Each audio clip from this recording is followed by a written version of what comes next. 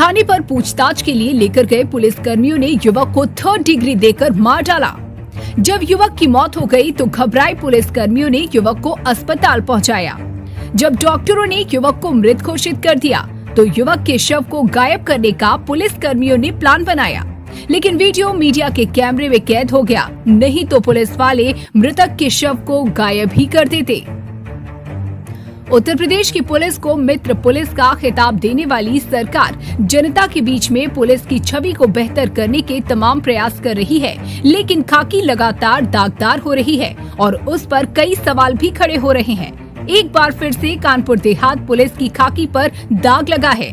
लूट की घटना में पुलिस के द्वारा उठाए गए युवक की पुलिस कस्टडी में पिटाई से मौत हो गई है। कानपुर देहात के शिवली थाना क्षेत्र के लालपुर सरैया गांव के रहने वाले व्यापारी चंद्रभान सिंह के साथ 6 दिसंबर को देर रात 2 युवकों ने आंखों में मिर्ची झोंककर 2 लाख की लूट की घटना को अंजाम दिया था, जिसके बाद पुलिस हरकत में आई और लूट का खुलासा करने का दम भरने लगी।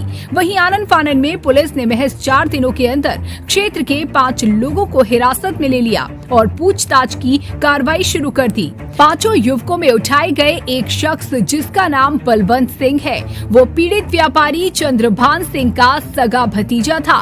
पुलिस ने शक के आधार पर उसे भी हिरासत में लिया और अपनी पूछताछ शुरू कर दी, लेकिन पीड़ित व्यापारी का आरोप है कि पुलिस को कई बार कहने के बावजूद भी पुलिस ने उनके भतीजे बलवंत सिंह को नहीं छोड़ा।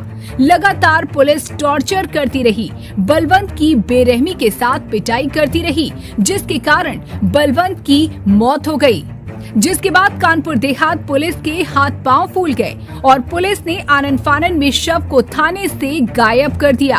परिजनों के कई बार पूछने के बावजूद भी परिजनों को बलवंत सिंह की कोई भी जानकारी नहीं दी गई। परिजनों को पुलिस थाने से दूसरे थाने से तीसरे थाने घुमाती रही, लेकिन उनके घर के बच्चे का सुराग पुलिस ने नहीं दिया। पुलिस के द्वारा शव को सरकारी अस्पताल से गायब करने के लिए पूरी कोशिश की गई, लेकिन शव को गायब करने की पुलिस की कोशिश नाकाम साबित हुई। जिस वक्त जिला अस्पताल से देर रात पुलिस शव को सरकारी पुलिस की गाड़ी में लेकर रफू चक्कर हो रही थी, तभी मीडिया के कैमरों में पुलिस की हरकत कैद हो गई, जिसके बाद पुलिस की कार्यशैली जग जाहिर हो गई।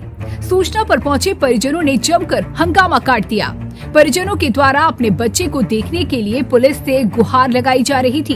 परिजनों के द्वारा पुलिस से कहा जा रहा था कि एक बार हमारे बच्चे को हमें दिखा दीजिए, लेकिन पुलिस के द्वारा परिजनों को उनके मृतक बच्चे को नहीं दिखाया जा रहा था।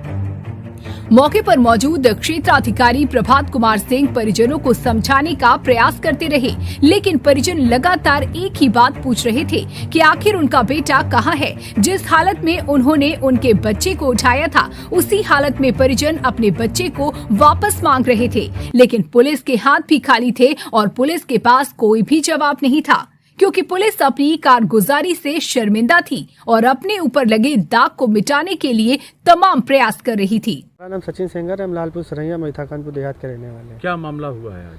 मामला आज ये हुआ कि हमारा छोटा भाई बलवंत सिंह चोकर का छोटा मोटा व्यापार करता है। वो सुबह घर से निकला था 12 साढ़े 12 बजे मिल चोकर लेने के लिए, और रनिया से वो चोकर जैसे ही लाद के निकला है तो वहाँ एसओजी की टीम ने और रनिया थाने की टीम ने और सिवली थाने की टीम ने उसको वहाँ से उठा लिया। कब किया गिरफ्तार? शाम को, कल शाम को 4 और 4:30 के बीच में, 4 और 5 के बीच में। इसके बाद में हमको किसी माध्यम से सूचना मिली।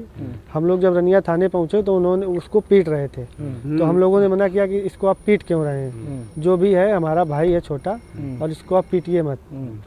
तो और चाचा भी हमारे साथ में थे जिनके साथ घटना हुई थी, तो उन्होंने कहा कि जो हम लोगों ने उनको लोकेशन दी थी कि 17 से 18 से 19 साल के लड़के हैं, दुबले पतले हैं और ये तो मोटा ताज़ा है और हमारे घर का परिवार का सदस्य है, और जिस समय घटना हुई थी ये वहीं पे मौके पे मौजूद था, हमारे लोगों के साथ में था, तो ये इसमें इन्वॉल्व नहीं हो सकता है।